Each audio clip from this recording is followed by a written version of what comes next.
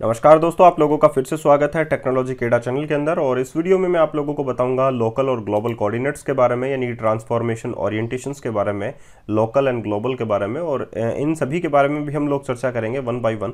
साथ ही मैं आप लोगों को इस वीडियो में बताने वाला हूँ ट्रांसफॉर्म पाइवोट पॉइंट के बारे में। ट्रांसफॉर्म पाइवोट जो पॉइंट है वो क्या है और कैसे आप लोग जो है अपने ऑब्जेक्ट को मूव कर सकते हैं, स्केल कर सकते हैं एक पर्टिकुलर डायरेक्शन के अंदर। तो अभी जो कोऑर्डिनेट सेट है वो है ग्लोबल। तो अभी हम लोग एक बार के लिए रिमूव कर देते हैं। रिमूव करने के बाद आप लोगों का कर्सर पॉइंट जो है वो ये हो जाता है। हम लोग यहाँ पर एक नया ऑब्जेक्ट जो है वो क्रिएट करते हैं। मंकी हेड जो है हम लोगों ने बनाया और इसकी जो है मल्टीपल कॉपी जो है हम लोग यहाँ पर कर लेते हैं।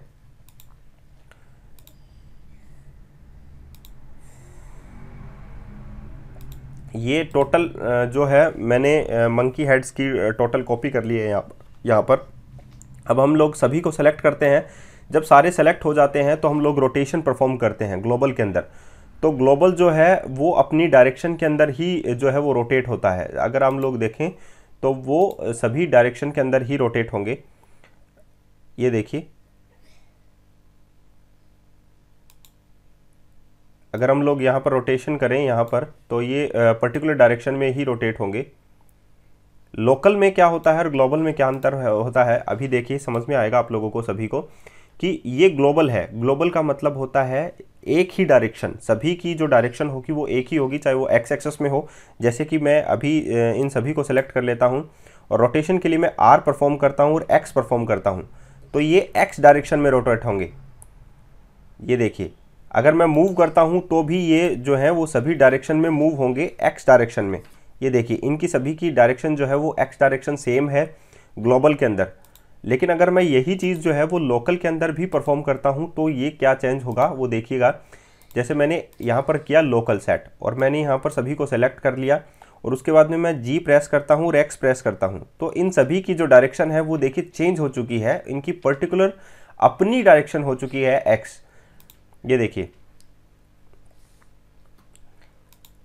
इतनी बात समझ में आ गई आप लोगों को। जैसे कि मैं जी डायरेक्शन जो है वो सेलेक्ट करता हूँ और मैं इनको ग्रैब करता हूँ। ये देखिए, इनकी सभी की डायरेक्शन जो है वो जी डायरेक्शन अलग अलग है, इसीलिए अपनी डायरेक्शन के अंदर मूव हो रहे हैं।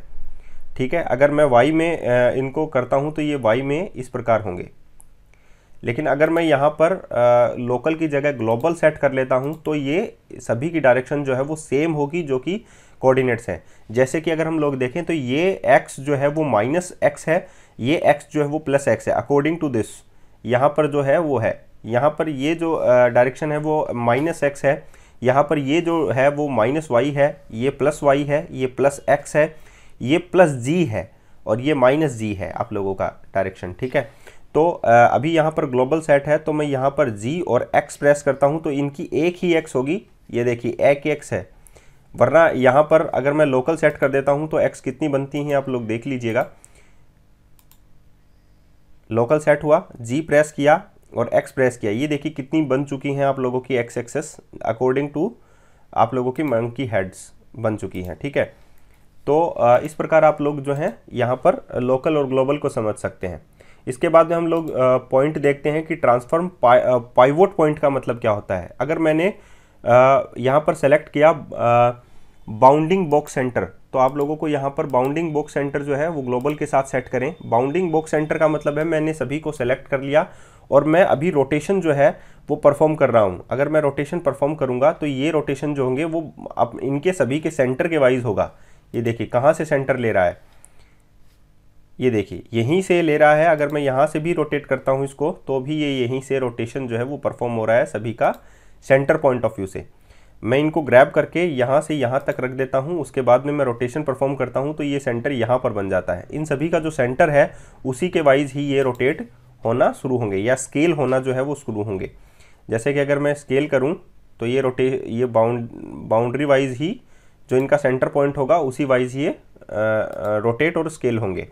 अब मैं 3D कर्सर वाइज इसको पॉइंट करता हूँ, यानी मेरा 3D कर्सर जो है वो यहाँ पर पॉइंट हो जाता है और मैं अब इनको सभी को रोटेट करता हूँ तो ये देखिए 3D कर्सर वाइज रोटेट होंगे। ये देखिए, अब मेरा 3D कर्सर मैं यहाँ पर ले आता हूँ। अब मैं इनको यहाँ से रोटेट करना स्टार्ट करता हूँ तो ये देखिए 3D कर्सर वाइज रोटेट हो रहे हैं। अब मेरा 3D कर्सर यहाँ है, मैं यहाँ से इसको रोटेट करना हूँ तो ये 3D कर्सर का पॉइंट है, ये वहीं से रोटेट हो रहे हैं। तो ये 3D कर्सर वाइज रोटेट होंगे, या 3D कर्सर वाइज आप लोग इसको स्केल कर सकते हैं। ये देखिए, ठीक है। तो इस प्रकार आप लोग समझ सकते हैं कि ये जो ट्रांसफॉर्म पाइवोट पॉइंट है वो क्या है। अगर हम लोग इंडिविजुअल ओरिजिन देखें, इंडिविजुअल ओरिजिन का मतलब है हर एक के ओरिजिन से, तो ये लोकल वाइज काम करेगा। तो अगर हम लोग यहाँ पर देखें इंडिविजुअल ओरिजिन पॉइंट, और हम लोग इनको ओरिजिन, ये अभी आप लोग जो है सेलेक्ट कर लें, ये अभी सेलेक्ट, यहाँ पर ये वाला सेलेक्ट है इंडिविजुअल ओरिजिन, और हम अगर रोटेट करेंगे तो अपने ही ओरिजिन से ये मूव होंगे। इन सभी का ओरिजिन जो है वो इंडिविजुअल है, तो अपने ही ओरिजिन से ये रोटेट और स्केल होंगे। अब यहाँ पर आप लोग देखिए एक्टिव एलिमेंट, एक्टिव एलिमेंट का मतलब क्या होता है। एक्टिव एलिमेंट ग्लोबल के साथ सेट होगा। एक्टिव एलिमेंट का मतलब है कि अगर हम लोग एक की कॉपी कर दें, जैसे कि सपोज मैंने इसकी कॉपी कर दी, यहाँ पर मैं यहाँ पर ले आया इसको, ठीक है। अब मैं सभी को सेलेक्ट कर लेता हूँ, और एक्टिव एलिमेंट जो है वो ये वाला है, क्योंकि इस पर देखिए येलो जो साइन है और इन पे सभी पर रेड साइन है, तो ये इस वाइज जो है वो रोटेट होंगे। ये देखिए एक्टिव एलिमेंट वाइज आप लोगों का रोटेशन जो है वो परफॉर्म हो रहा है, या एक्टिव एलिमेंट वाइज आप लोगों का स्केल हो रहा है।